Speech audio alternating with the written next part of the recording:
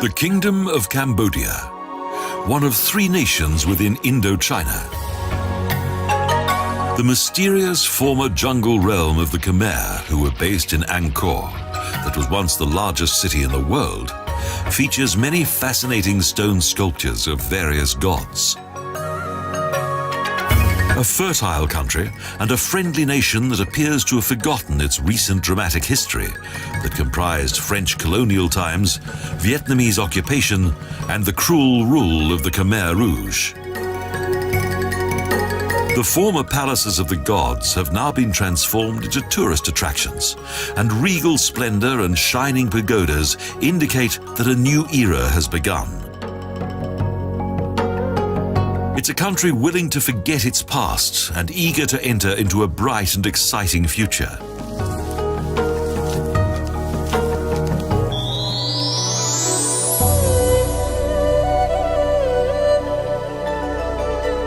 Phnom Penh, the reawakened capital of Cambodia and former land of the Khmer. A wonderful sight with all the charm of a bygone age. Along with its temples and religious sanctuaries, the former Pearl of Asia has witnessed much suffering caused by war, famine, and disease. The splendid royal palace is surrounded by a high wall.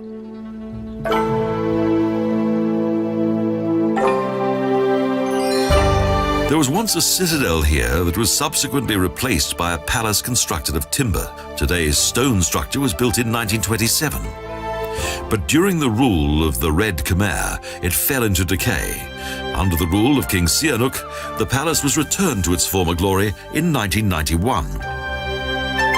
Directly next to the king's residence is Cambodia's finest temple complex, the Wat Phra Keo Morakat.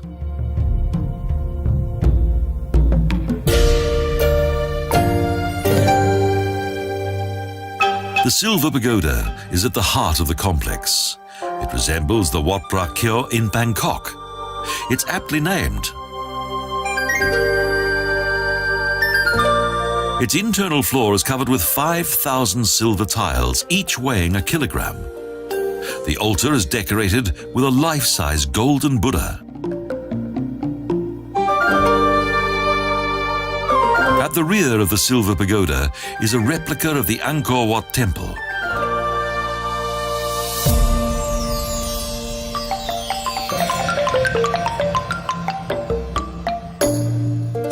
Surprisingly, no monks have ever lived within this monastery complex, and it's quite remarkable that the temple's many cultural treasures have survived.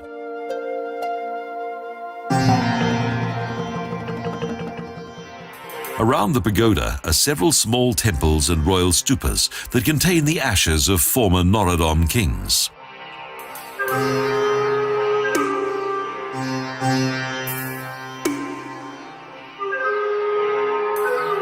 The decorations on the tombs feature an interesting number of both Buddhist and Hindu symbols.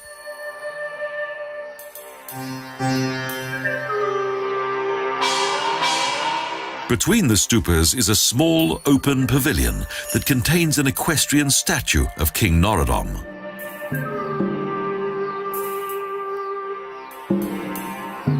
Without a doubt, the royal palace and Silver Pagoda are this city's pride and joy, and are of much historic and cultural interest.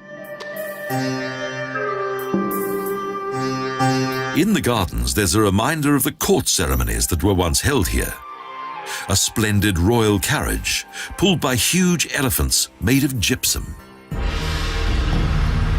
Sisawat Key is a road that follows the Tonle Sap River for 4 kilometers. It's where most of Phnom Penh's tourists are to be found, due to its numerous bars and restaurants. During the Festival of the Water Turn, this, the junction of the Tonle Sap and Mekong, is a place of much festivity. After the rainy season, the Tonle Sap changes its course. Then the king and his guests will be duly seated on a grandstand. Rowing teams and their followers from all over the country are an important part of the annual festival, when thousands of spectators cheer for their respective teams. The richly adorned and colourfully painted longboats take 65 oarsmen who stand, kneel and sit within them. They train throughout the year, and before the event, each boat is blessed by monks.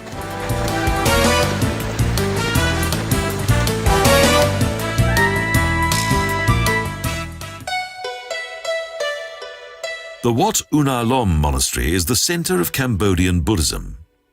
This is the home of the Patriarch and around 200 monks.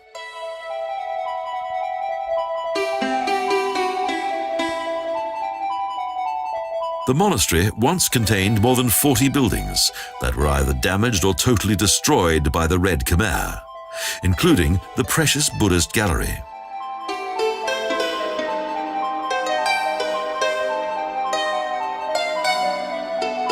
The temple complex was built in the 15th century, before the Khmer left Angkor. Various unchanged wall reliefs depict numerous battle scenes.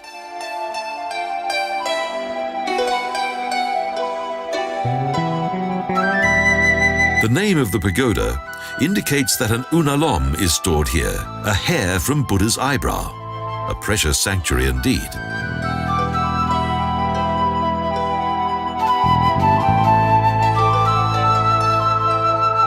Due to the fear of theft, the pagoda is only open during the early hours of morning, so only early risers are able to visit it.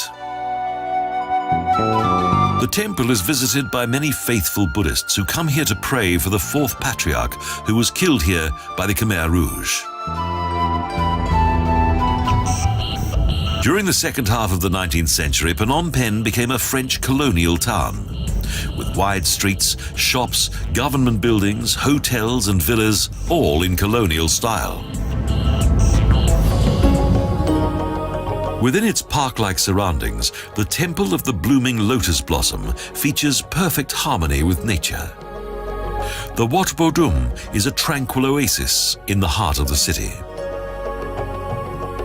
The tall outer columns and edges of the pitched roofs copy the Siamese style of the Ayutthaya epoch, combined with traditional local architecture.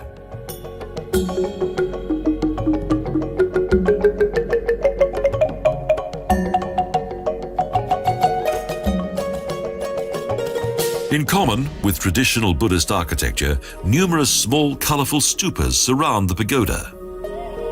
They contain the ashes of high-ranking monks. The tallest and most elegant stupa commemorates a brother of King Norodom. His urn is stored here and is guarded by 4 monumental faces.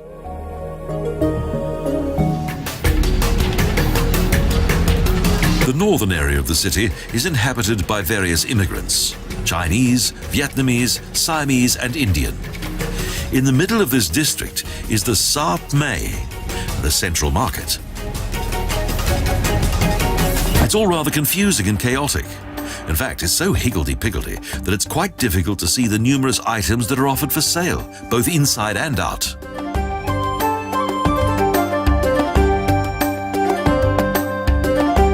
This Art Deco building was built by the French in 1937, and its 4 adjoining market halls point in all 4 directions of the compass.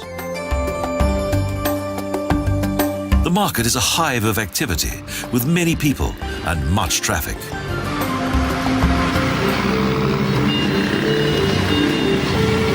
Close to the banks of the Tonle Sap is a 27-metre-high hill that contains a special sanctuary from which the city derived its name, Wat Phnom. According to legend, in 1372, a woman named Pen came across 4 Buddha statues on the banks of the nearby river. She ordered that a hill be built on which would stand a pagoda that could store the statues. The settlement that developed around the temple was called Phnom Penh, or the Hill of Mrs. Pen. Both hill and temple became the city's main landmark. At weekends, many of the local people visit their city temple in order to have their fortune told or to pray for almost anything. A colourfully decorated shrine behind the pagoda contains the smiling, benevolent image of the legendary Mrs. Penn.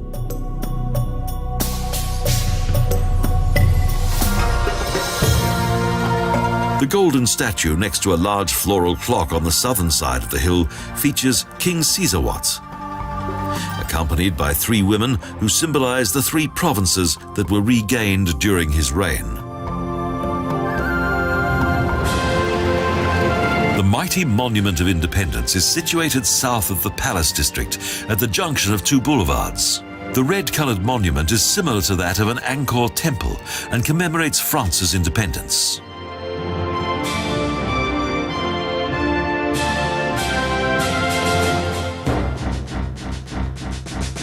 The Tuol Sleng Museum features Cambodia's dramatic past. Following Pol Pot's rise to power, a torture chamber was built here.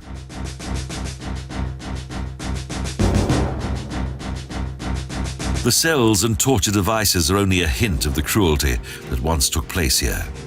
Photographs of various terrified prisoners hang on the walls.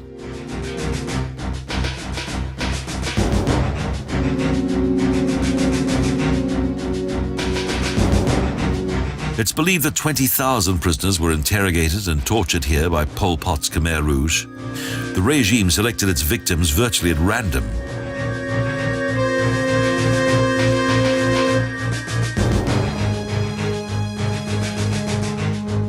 When the Vietnamese army eventually reached this prison, the dead were lying everywhere.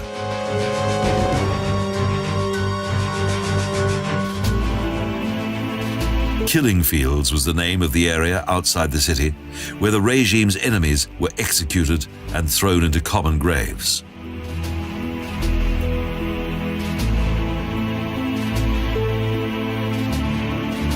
The history of Cambodia is somewhat macabre.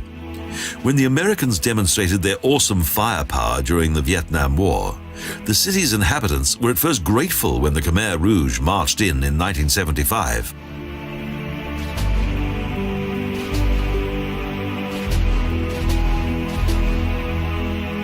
However, then the slaughter began.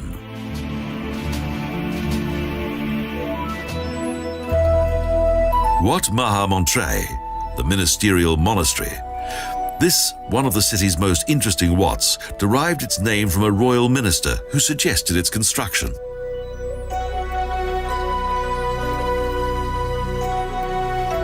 Phnom Penh contains more than 20 pagodas that were renovated following the devastation caused by the Pol Pot regime. This one is particularly impressive.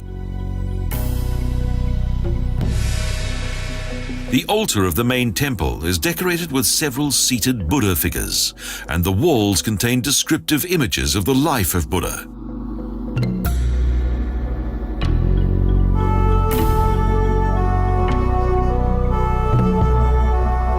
Holy Nagas and the heads of gods protect the abundantly decorated entrance of the Golden Temple. Today, more than 300 monks and novices live in this monastery school.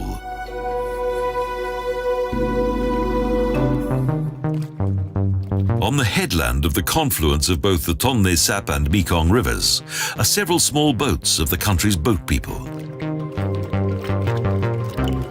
These people live on their tiny boats and earn their livelihood from fishing.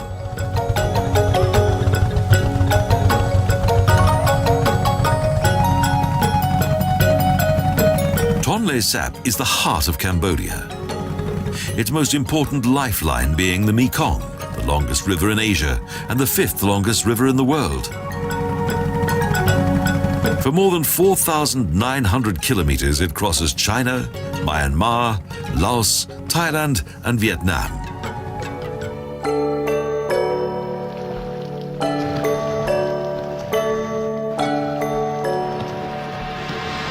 Today, one of the most beautiful and interesting cities in Asia is gradually recovering from the tragic events of the past.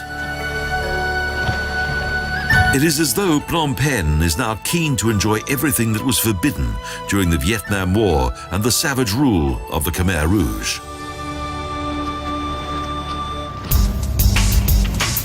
Next, we travel north to Cambodia's ancient capital, The busy city is left behind and replaced by a fascinating landscape.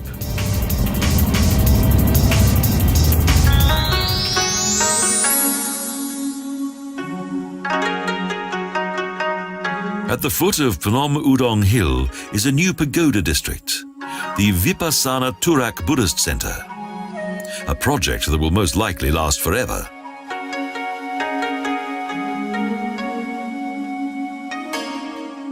Because Buddhists believe they can improve their karma by having further new sanctuaries, wealthy patrons donate large sums of money to the cause.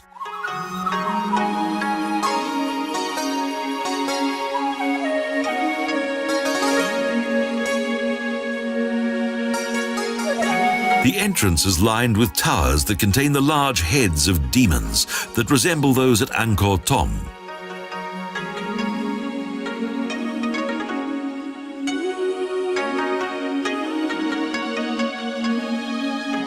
The monks and nuns who live here plan to make this sanctuary as large as that of the old temple town of Angkor, with huge temples, water basins, and gilded figures of the gods.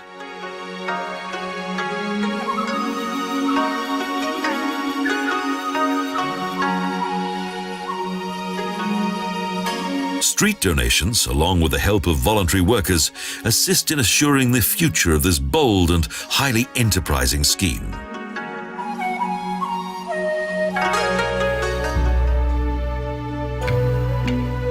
In 1618, Udong became the capital of Cambodia for several years. Indeed, there were once hundreds of dwellings and temples around the hills of Udong. The hills were acquired by the monarchy, who had stupas built to contain the dead.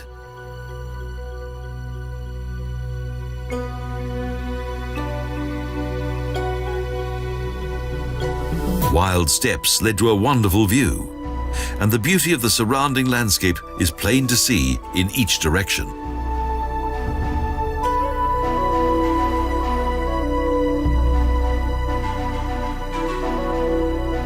Despite the various stupas, cherries and shrines on the Mountain of Good Fortune, there is nothing here of the splendor of the old capital city.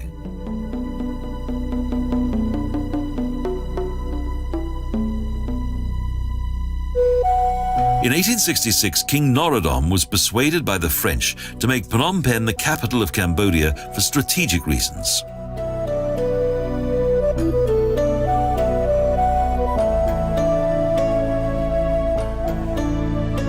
More than 10,000 subjects followed their king to the junction of the Mekong and Tonle Sap, and Udong was abandoned and fell into decay.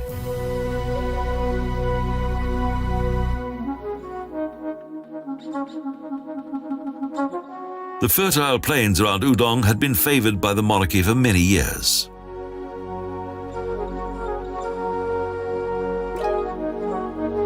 King Ang Jan was a powerful monarch who ruled in the middle of the 16th century. Following the loss of Angkor, he settled in this fertile area that is rich in water. As in Angkor, here water was also an important source of power. The king selected the sacred water that was vital for the survival of his subjects. Hostilities between various sovereigns were common, so the people needed a strong king who was able to rule over all.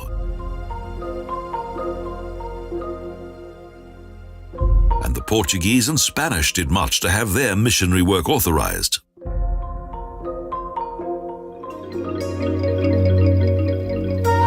The old garrison town of Long Wak is only a few kilometers from the palace. Its entrance is guarded by stone lions, and golden nagas flank the steep staircase that leads to the main temple.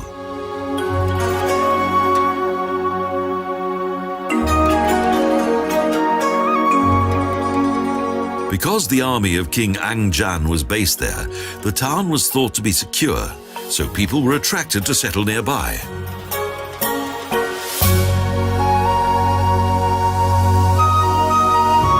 In the town were two statues, Pre Ko and Pre Ken. Their sacred golden text was said to impart the wisdom and knowledge of the entire world. During one of the frequent attacks by the Siamese, both statues were taken to Ayutthaya, where the sacred texts were translated.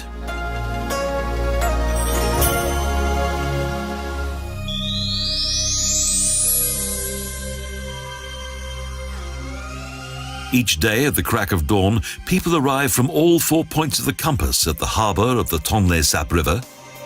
They're about to embark on a journey on the Royal Express.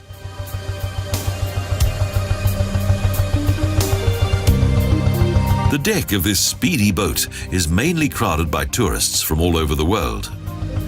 The adventurous journey to Siem Reap takes about 5 hours. The boat leaves the harbour on schedule and travels slowly along the Sisawat Quay for several kilometres.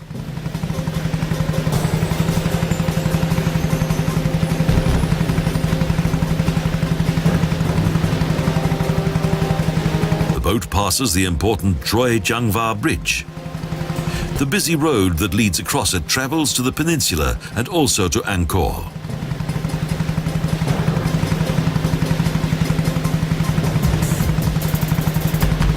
The boat speeds up, and it's easy to see how it derived its name. The Royal Express. The riverbanks contain several settlements of the Cham tribe.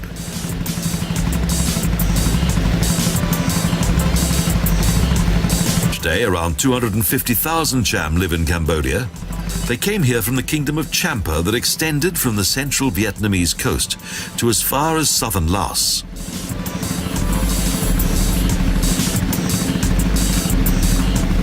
The descendants of this proud people are also known as the Khmer Islam because originally the Cham were Hindu, but influenced by Muslim seafarers from Java and Sumatra, they subsequently converted to Islam.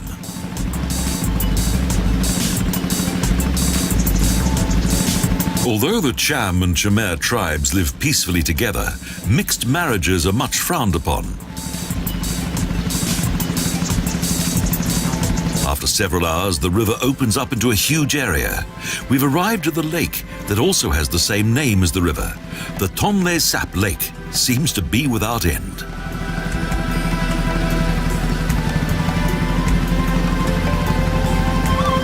The melting snow in the mountains of Tibet raises the level of the Mekong River. The river would overflow dangerously if it were not for the Tonle Sap.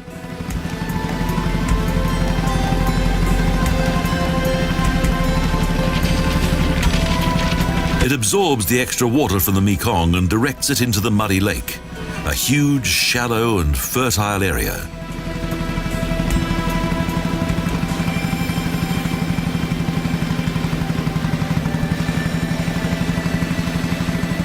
The striking hill in Siem Reap Bay comes into view and we duly make towards it.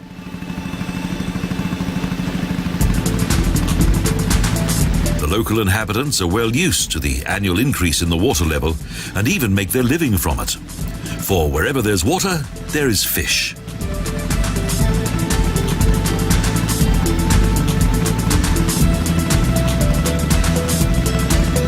The boat is maneuvered skillfully around many fertile islands. Soon we arrive at a small jetty in Siem Reap Harbour.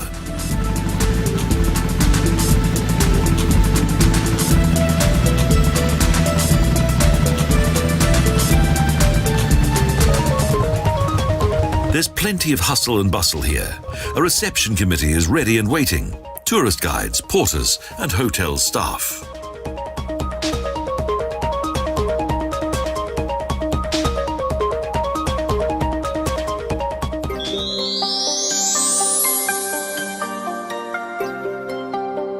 Siem Reap is a relatively small town, 315 kilometers north of Phnom Penh, the capital of Cambodia.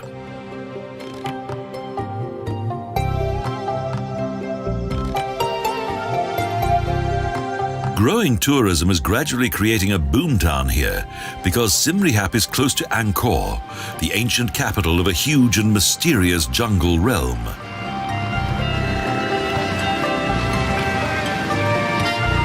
Although this is the height of the tourist season, it's all very laid back.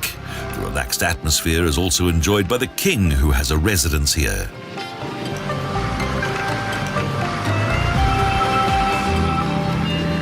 On the pleasant riverbanks of the Stang Sim Reap, there is no sign of the event that gave the city its name, the place where the Siamese were defeated.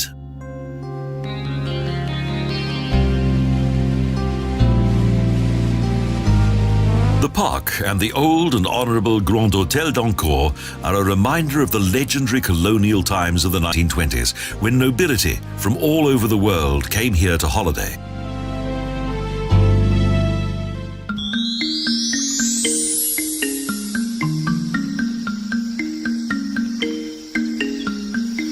Welcome to Artisans Angkor. The city also possesses a fine institution, Artisans Angkor, an art school for young Cambodians.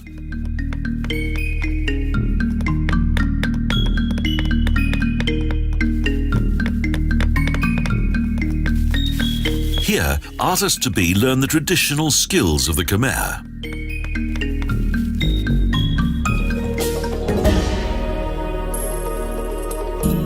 The project is designed to provide both girls and boys from rural areas with various artistic skills based on age-old traditions.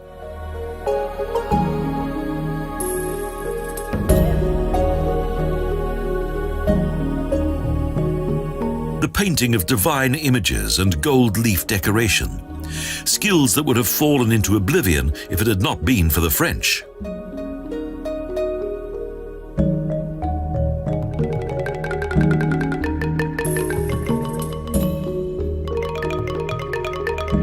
Thanks to them, the Cambodian government was able to establish a training center for stonemasons in 1992.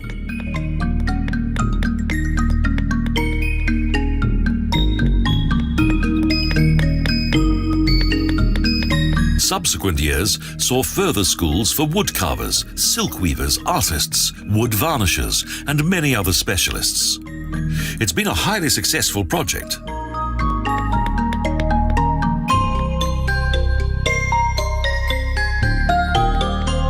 In 1998, the European Union subsidized a 3-year project for professional training at the school.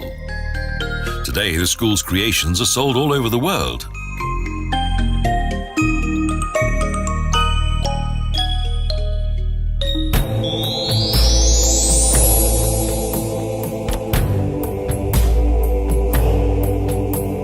Next, the temple district of Ta Prohm. It was built by King Jayavarman and is dedicated to the god Shiva.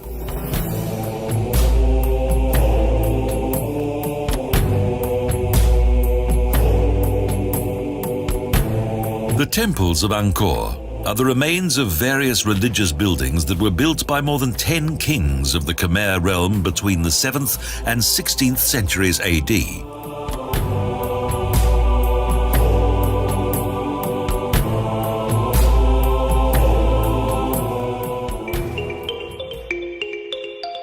The Ta Prohm monastery was built in 1186 in honor of the king's mother and was the center of the health care of those times for the entire country.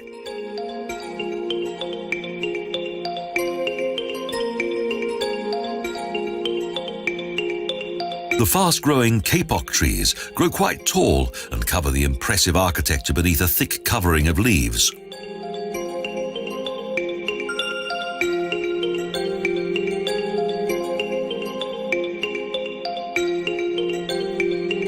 This is a good example of how the encroachment of the dense jungle vegetation has affected various buildings.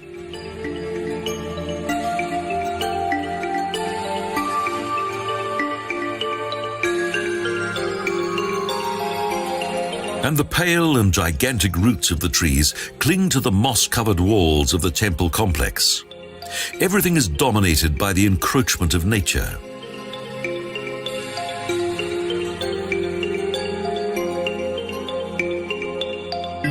This jungle temple is reminiscent of one described by Kipling in his Jungle Book. Nature usually claims back its own.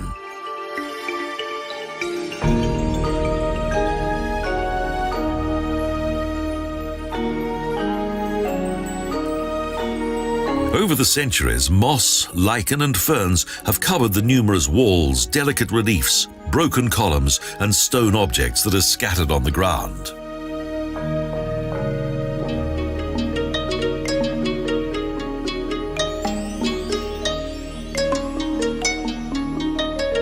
The monastery was once home to 5,000, including more than 2,000 monks and 615 female dancers.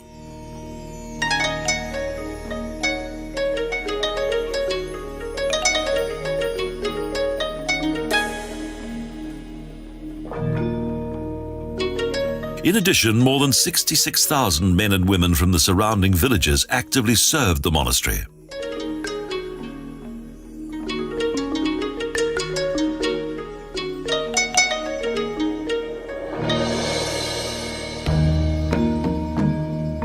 Well-preserved stone reliefs decorate the walls of the sanctuary and illustrate various stories.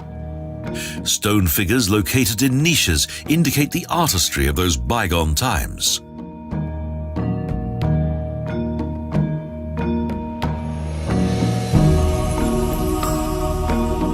Ta Prohm demonstrates the fragility of man's creations compared to the constant forces of nature.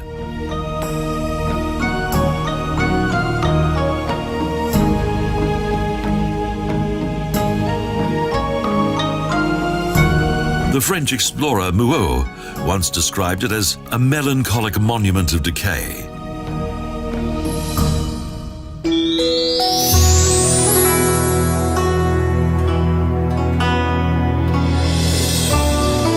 The fishermen on the tributaries of the Tonle Sap live peacefully together in large families. They're not particularly interested in commerce or trade, as their lives are dominated by Buddhism.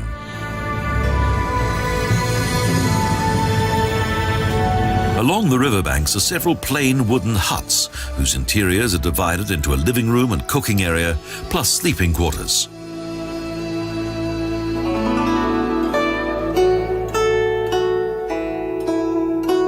Many families, including their household pets, live on small houseboats, perfect for those who appreciate an occasional change of scenery.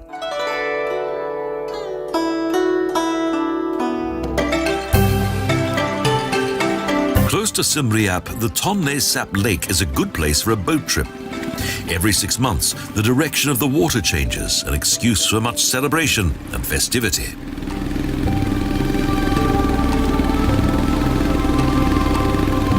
In former times, the king of the day severed a ceremonial rope that spanned the river and thus awarded the water its freedom.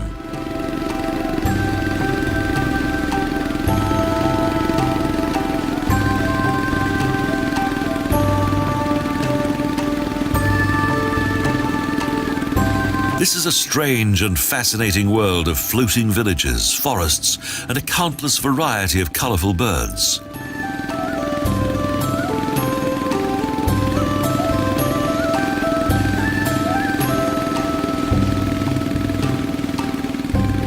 The floating villages and their houseboats that move according to the water level are an intriguing sight.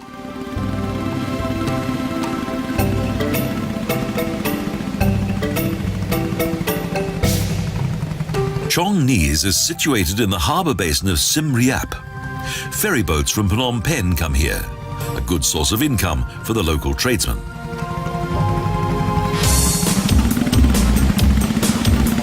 Life here is dependent upon the watery landscape. Tonle Sap Lake contains an abundance of fish like nowhere else on Earth, a fact much appreciated by the local fishermen.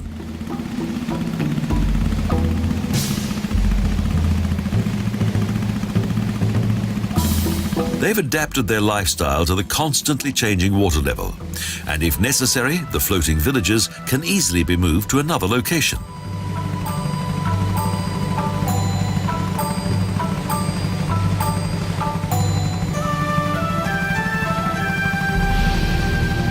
During the rainy season, the Mekong travels through to the Tonle Sap River and brings with it huge masses of water that increase the surface of the river sevenfold.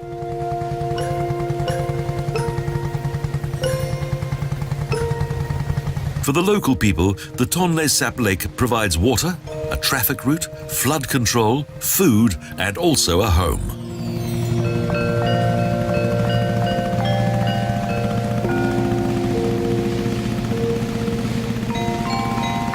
The fishermen belong mainly to the nomadic tribe of Vietnamese people who move around the lake and live in various floating villages according to the time of year.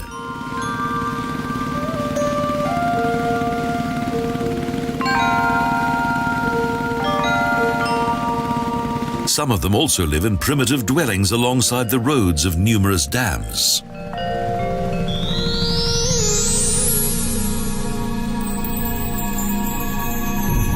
The Street of the Giants leads to the entrance of Angkor Thom, the fourth and final capital of the ancient Khmer realm, surrounded by a mighty defensive wall.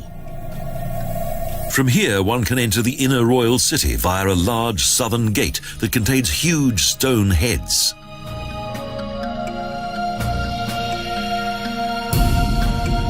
The area was once inhabited by priests, functionaries, and military men. The king once used this large city as the administrative center of his realm, with palaces and temple complexes.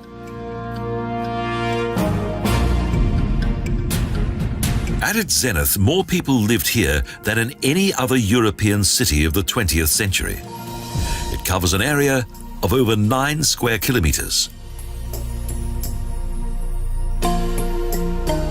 To the north of this area, there was once a palace of which only the Terrace of the Elephants has survived to the present day.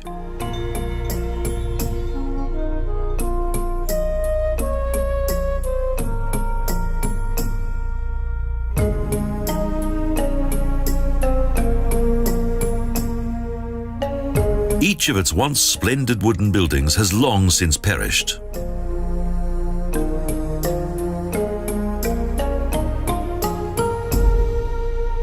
The route leads through a huge stone gateway into the 5 inner courtyards of the palace complex. Again, nothing remains of the various wooden buildings that once stood here. Most of the temple pyramid that was once decorated with precious stones has been overrun by the jungle. Only the king was permitted to set foot on it.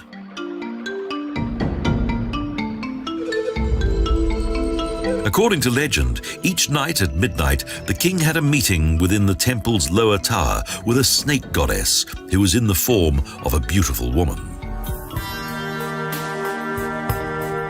Now there is a new attraction for the increasing numbers of visitors to the old temple town. A ride on the back of an elephant around the Bayon, a Buddhist temple that was never completed.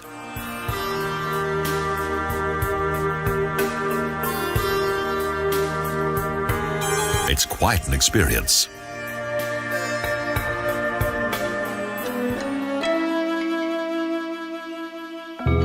From a distance, it looks like a strange structure in the middle of the jungle. However, closer inspection reveals it to be an architectural masterpiece that contains a large variety of rooms.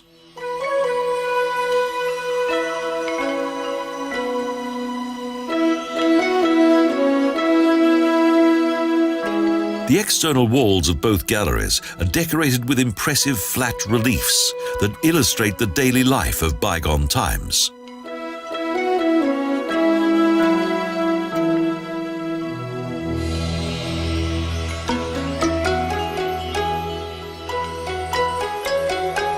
The world of the Khmer people of the 12th and 13th centuries is featured as in a picture book, a sacred place in which they worship their king.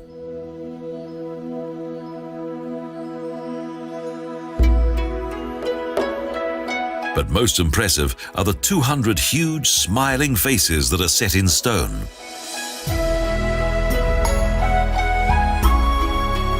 Archaeologists believe that each of the faces depicts a bodhisattva, a being that has attained the highest level of enlightenment, on the threshold of nirvana.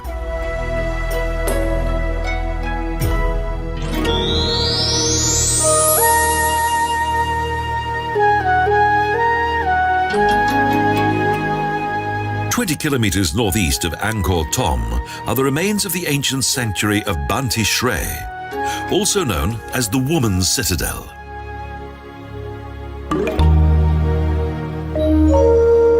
To many visitors to Cambodia, this unique and atmospheric temple site is the most impressive of all the country's historic monuments.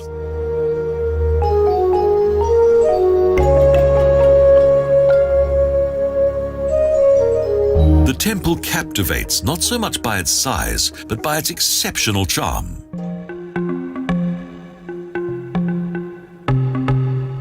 The sanctuary is also in extremely good condition.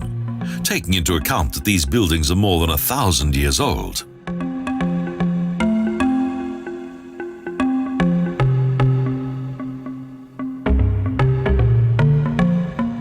Today, the Banteay Shri Temple is known for its magnificent decorations and filigree bas-relief.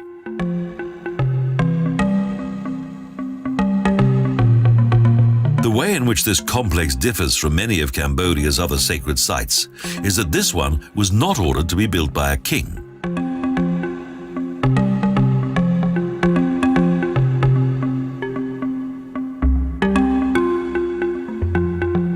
In the 10th century, the Shiva temple was the exception to the rule, as the Khmer usually favored a totally different design.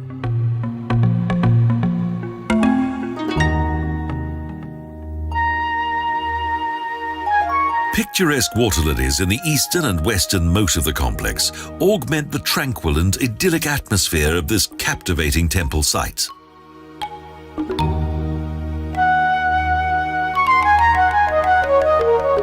A double wall follows the moats that once symbolized the oceans and enclosed the rectangular center of the sanctuary.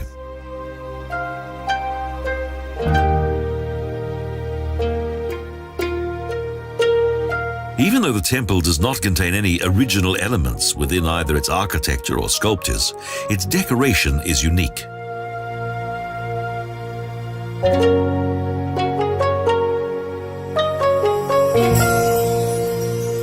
Why Banteay Shri was forgotten and how long the buildings were hidden within the jungle is still a mystery.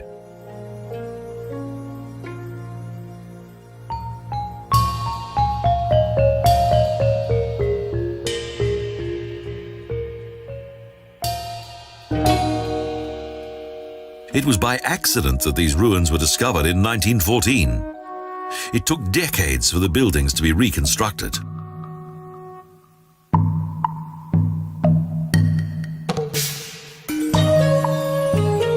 The decorative stonemasonry of the sanctuary's 3 central towers is considered to be a unique treasure that dates back to the Khmer period.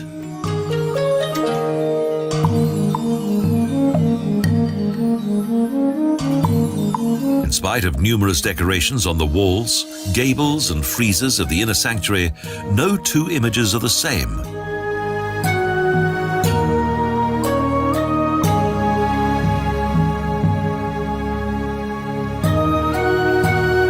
Everywhere there are enchanting goddesses and dainty dancers surrounded by artistically arranged plant life. This place is an artistic highlight in the cultural history of the Khmer people.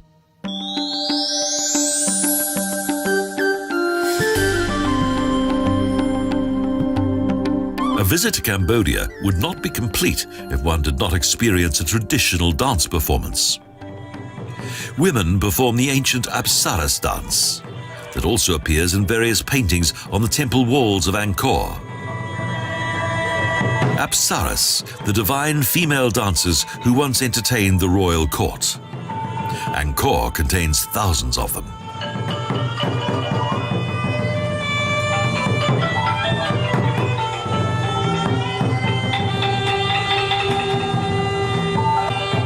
Even today, they battle against evil spirits and demons and triumph over them, driving them away.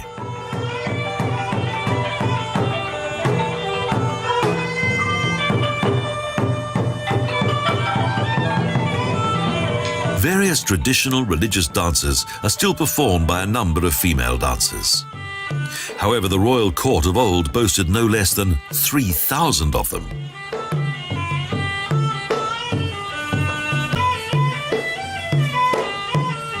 Under royal rule, the Apsara dancers performed solely for the royal court. But today, it's mainly for the tourists. How times change.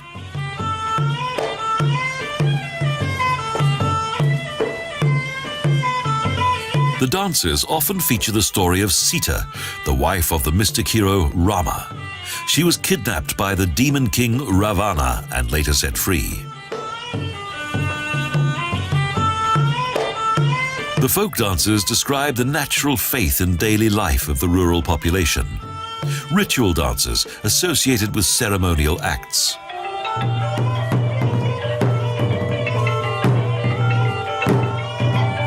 The rice dance is extremely popular.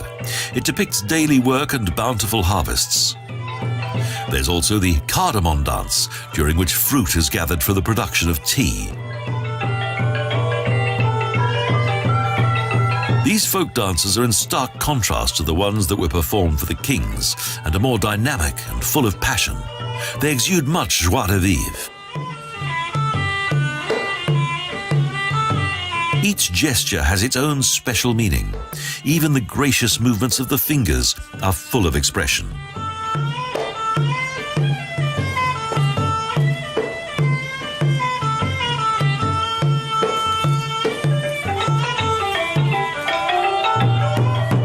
According to tradition, these dances are performed only by women.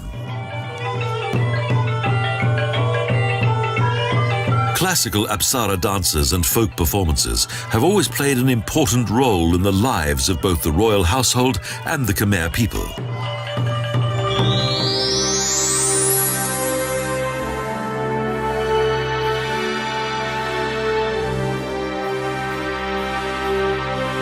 Angkor was built by King Suryavarman II in the 12th century. At that time, it was the largest city in the world and covered an area the size of Manhattan.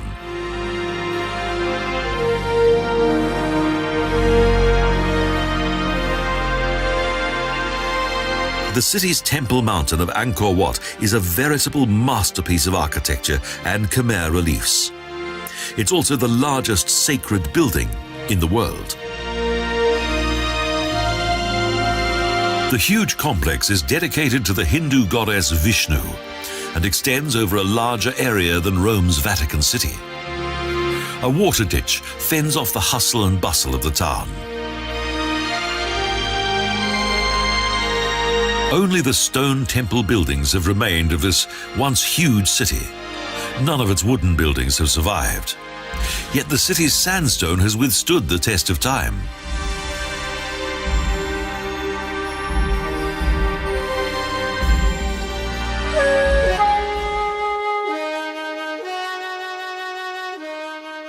This large courtyard is surrounded by a labyrinth of corridors. Each of the walls contains artistic reliefs that feature the wonderful Apsara dances.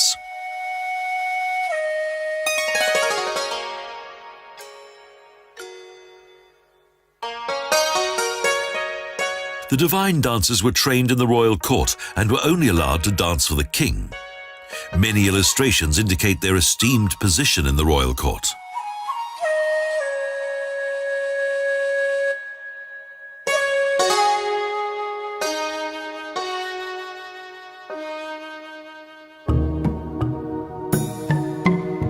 It took 37 years to build this temple complex, and it stood for 1,000. In the middle of this large courtyard are 5 multi-floored towers, representing the 5 summits of Mount Meru, home of the Hindu gods and the center of the universe. There are still many questions that remain unanswered with regard to the purpose of this sacred building. Was it the country's largest temple, built in the largest city? Or did the king have a mausoleum built here? The latter seems to be the most likely, as only a chosen few were permitted to enter the temple complex.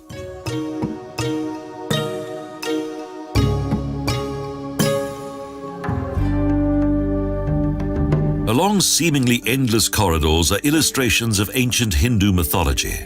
They extend for 100 meters. Chieftains with horses and battle chariots, and armor-clad soldiers brandishing spears. The battle between good and evil.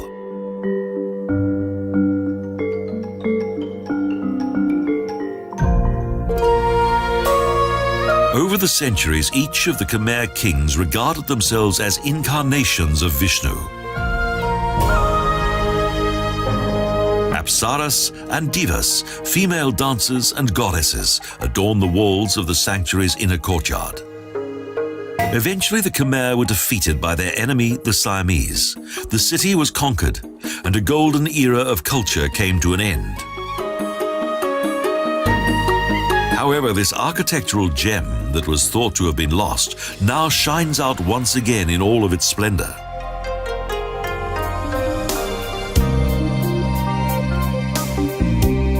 Female dancers, majestic temple complexes, and farmers who work peacefully in their paddy fields.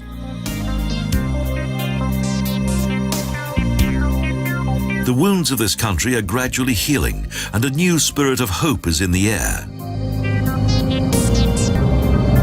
Cambodia is a country that is slowly awakening, with a population that is willing to forget its past and now looks optimistically into a bright new future. After 30 years of strife and deprivation, this South Asian jungle realm is today a fine tourist destination. Friendly, natural, and unspoilt.